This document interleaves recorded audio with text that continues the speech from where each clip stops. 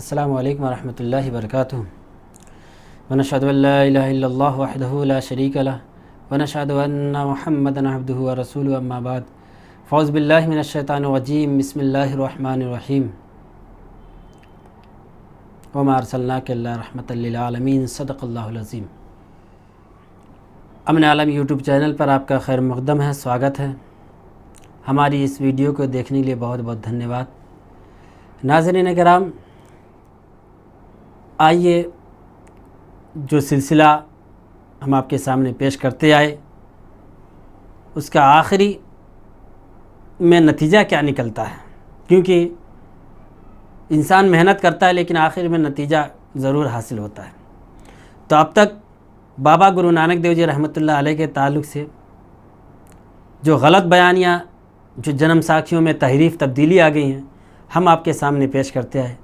लेकिन आइए अब इसका निचोड़ क्या है, आखिर में क्या है वाक़या, सच है या झूठ है, इसको भी हम आपके सामने दलाइल से, हवाला जात से पेश करेंगे, प्रमाण से पेश करेंगे, ताकि आपको इत्मीनान हो। क्योंकि आज के ज़माने में हर बात के लिए दलील होना ज़रूरी है, और उसूल भी यही है। क़ानून भी इस बात को मानता कि कोई बात आप कह रहे हैं तो उसका सबूत होना ज़रूरी है। तो अभी तक हम आपके सामने सबूत से बात करें, अब उसका निचोड़ भी हम सबूत और दलील से बात करेंगे। तो नाज़रीन कराम, और एक बात बता दूं, आप लोग ये ख्याल भी ना लाएं कि हम जो है अलग मकसद से जो है ये बात रख रहे हैं। हमारा मकसद अलग है, ऐसा नहीं है, बल्कि हम जो है बाबा नानक की मोहब्बत करने वाले हैं। हमको ये तकलीफ़ होती है जब बाबा गुरु नानक ऐसे सच्चे अल्लाह वाले बुज़ुर्ग की तौहीन होती है, और फिर जो है जो जानने वाले लोग हैं उस बात को सुनकर खामोश बैठ जाएं, तो ये बहुत बड़ी तकलीफ़ की बात है। जो जानने वाले हक़ाइक़ से को जानते हैं वो खामोश ना बैठें, बल्कि हक़ाइक़ उन लोगों तक पहुँचाए जो झूठ बातों को अपना लिए हैं। तो नाज़रीन कराम, आइए देखते हैं कि अब तक यह हक़ाइक़ जो चलते रहे बाबा नानक देव जी रहमतुल्लाह अलैह के ताल्लुक़ से, कि आप जो है इनसे मिले और जो है अलग अलग बुज़ुर्गान दीन से मिले, जो कि बाबा नानक का ज़माना, उनका ज़माना कई सौ बरस पहले का ज़माना है। लेकिन कब तक झूठ बात चलती रहेगी? कहाँ तक तुम जो है झूठ बोलोगे अपनी बात को मनवाने के लिए? आखिरकार झूठ के जो है पाँव नहीं होते, एक न एक दिन वो झूठ जो है गिर जाता है और सच्चाई उभर के आ जाती है। तो नाज़रीन कराम, आइए हम उस सच्चाई के हक़ाइक़ को जानेंगे कि कहीं पर कुछ लिख दिया, कहीं पर कुछ लिख दिया, लेकिन अब लिखने वालों में हम देखते हैं कि उनमें क्या इख्तलाफ है। लिखने वालों ने अलग अलग अंदाज में अपने लिख दिया। किसी ने लिख दिया अलग अपने तरीके से, किसी ने अपने तरीके से, किसी ने अइम्मा कराम से बाबा नानक को मिला दिया, किसी ने जो है हज़रत औलिया कराम से मिला दिया, तो किसी ने जो है काबा को फिरा दिया, अलग अलग अंदाज में। लेकिन अब आइए देखते हैं कि उन गवाहों में क्या इख्तलाफ है, जिन लोगों ने बाबा नानक की बड़ाई के लिए अपनी जो है कलम बंद किया था, अपनी जो है बात को मनवाने के लिए कोशिश की थी। अब उन गवाहों में ये इख्तलाफ है कि मसलन जन्म साखी बाला मतबुआ मुंशी गुलाब सिंह साहब सफ़ा नंबर 131 में लिखा है कि बाबा साहब मक्का मुअज़्ज़मा में पहुंचकर एक मस्जिद में लेट गए। तब मुल्ला जीवन सुबह की नमाज़ पढ़ने आया तो बाबा साहब को इस हालत में देखकर खफा हुआ। लेकिन बरअक्स इसके पुरातन जन्म साखी के सफ़ा नंबर 165 में मरक़ूम है कि जब बाबा साहब मक्का की तरफ पाँव करके सो गए तो पेशी ज़ोहर की नमाज़ पढ़ने के लिए काज़ी रुकनुद्दीन आया और बाबा साहब की इस हालत में देखकर नाराज़ हुआ। नाज़रीन किराम, गौर फरमाएं, एक साहब तो ये कह रहे हैं जन्म साखी मुंशी गुलाब सिंह सफ़ा नंबर 131 में कि जब बाबा साहब जो है मक्का को पहुँचे और मस्जिद में जो है लेट गए, मक्का मुअज़्ज़मा की तरफ पाँव करके लेट गए, तो मुल्ला जीवन जो है सुबह की नमाज़ पढ़ने के लिए आया। यहाँ पर लिखा है कि मुल्ला जीवन जो है सुबह की नमाज़ पढ़ने के लिए आया और इस हालत में देखकर बहुत खफा हुआ। उस शख्स आने वाले मुल्ला जीवन ने जब आया और देखा कि बाबा नानक जो है मस्जिद में लेटे हैं काबा की तरफ पैर करके, तो जाहिर सी बात देख के बहुत खफा हुआ। लेकिन इसके बरअक्स पुरातन जन्म साखी सफ़ा नंबर 165 में है कि जब बाबा जो है नानक सो गए थे तो उस वक़्त पेशी जो आया तो ज़ोहर का वक़्त था।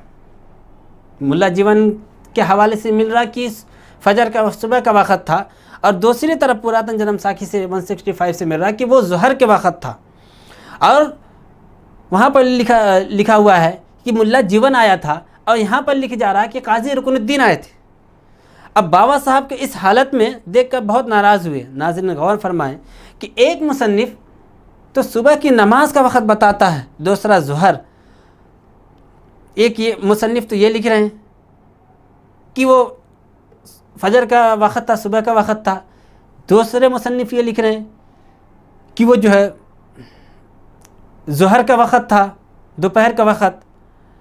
और एक ये लिख रहे हैं कि एक मुल्ला जीवन था। दूसरे मुसन्निफ़ ये लिख रहे हैं नहीं, बल्कि वो जो काजी रुकनुद्दीन था।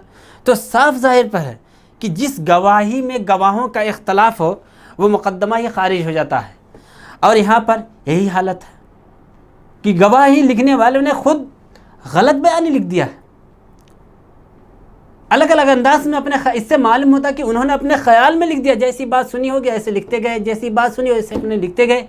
लेकिन बाबा भाई मर्दाना साहब जो अपनी चश्मदीद देख कर आए सफ़र हज का मामला, यह हज के अरकान बाबा नानक से जो देख कर आए, अमल करते हुए देखे, वो जो लेकर आए उसको जो है दरिया बहस में बहा दिया गया।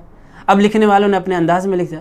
तो जिस गवाही में गवाहों का इख्तलाफ रहता है कानूनी एतबार से, वो मुक़द्दमा ही खारिज हो जाता है। और यहाँ पर वही मामला है। लेकिन फिर भी आज अवाम, आज भी जो है वही ऐसे लोग हैं जो बाबा नानक की तारीफ़ के लिए, आपकी बड़ाई के लिए जो है ऐसे वाक़यात को लोगों के सामने पेश करते हैं, ताकि इससे मालूम हो कि बाबा नानक कितने पहुँचे हुए बुज़ुर्ग थे, कितने बड़े बुज़ुर्ग थे, कितने। इसमें कोई शक नहीं है कि बाबा नानक बुज़ुर्ग नहीं थे। इसमें कोई शक नहीं कि आप जो है करामत वाले साहिब करामत नहीं थे। बिल्कुल आपसे करामत सादिर होती थी, आप बुज़ुर्ग थे, सूफ़ी थे, अल्लाह वाले थे। लेकिन जिस तरीके से आप लोगों ने लिखा, गलत बयानी किया, ये बाबा गुरु नानक देव जी रहमतुल्लाह अलैह एक सच्चे वली की जो है जीवनी नहीं है, एक सच्चे वली की जो है जीवन चरित्र या समान हयात नहीं है, बल्कि आपने अपने अंदाज में लिख दिया। तो आप ऐसे जीवनी से, जीवन चरित्र से जो है आप दूर रहकर जो है बाबा गुरु नानक के हक़ाइक़, आपकी सवान हयात की तरफ आए और जो है इत्तिहाद की तरफ आए। क्योंकि आप ऐसी बात को जब लोगों के सामने पेश करेंगे तो इससे क्या होगा, एक दूसरे के अंदर नाइत्तेफाकी पैदा होगी। क्योंकि एक इंसान मसावात, भाईचारगी चाहने वाला, इंसानियत का हमदर्दी रखने वाला इंसान, किसी भी कौम का हो, किसी भी मजहबी स्थान का है, जो आदर करना सिखाता, मोहब्बत करना, अदब करना सिखाता, बेहुरमती करना नहीं। फिर काबा का मामला तो ऐसा है कि अल्लाह ने कुरान में फरमाया है कि वो तो बरकत वाला घर है, अल्लाह का पहला घर है। वहाँ पर जो है बड़े बड़े बादशाह जो आए, जो है अब गलत नीयत से आए, नेस्त करने के लिए आए, लेकिन वो खुद नेस्त व नाबूद हो गए, अपने मकसद में कामयाब नहीं हुए। तो एक अल्लाह वाले, एक बुजुर्ग ऐसी कैसा कर सकते हैं? अगर जो है ऐसा रहता तो अपनी जगह से हटा देते। अगर यही मकाम रहता तो कहीं भी तो ये नहीं लिखा है, किसी इतने लोग लिखने वालों ने ऐसे बढ़ा चढ़ा के बातों को लिखे, लेकिन कहीं पर भी तो ये नहीं लिखा गया कि जब बाबा नानक जो है अपने चरणों से काबा को फिराया, तो कहीं पर भी तो ये नहीं लिखा कि काबा जो है अपनी जगह से 10 कदम हटकर दूसरी जगह कायम हुआ। ऐसा तो नहीं है। अगर ऐसा ही था तो लिखना था। फिर साइंस टेक्नोलॉजी भी ये नहीं कहती क्या, जैसे अव्वल में जहाँ पर काबतुल्ला को कायम किया गया, आज तक वही काबतुल्ला अपनी जगह पर है, हिला तक नहीं। फिर बाबा गुरु नानक बज़ाहिर कैसे फिरा सकते हैं? ये तो जो है आपकी तौहीन हो रही है।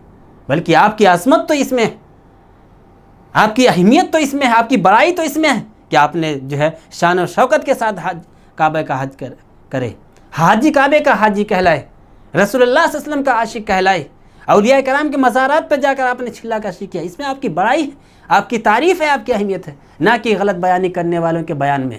तो नाज़रीन किराम, इंशाअल्लाह नेक्स्ट वीडियो में इसी का सिलसिला लेकर, इसका निचोड़ लेकर हम आपके सामने फिर एक वीडियो लेकर हाजिर होंगे। इसके निचोड़ क्या आता है, आखिर में क्या होता है, इंशाअल्लाह नेक्स्ट वीडियो में आप इसको देखें। व आखिर दावाना अल्हम्दुलिल्लाहि रब्बिल आलमीन। अस्सलामु अलैकुम व रहमतुल्लाहि व बरकातुहू। सत श्री अकाल।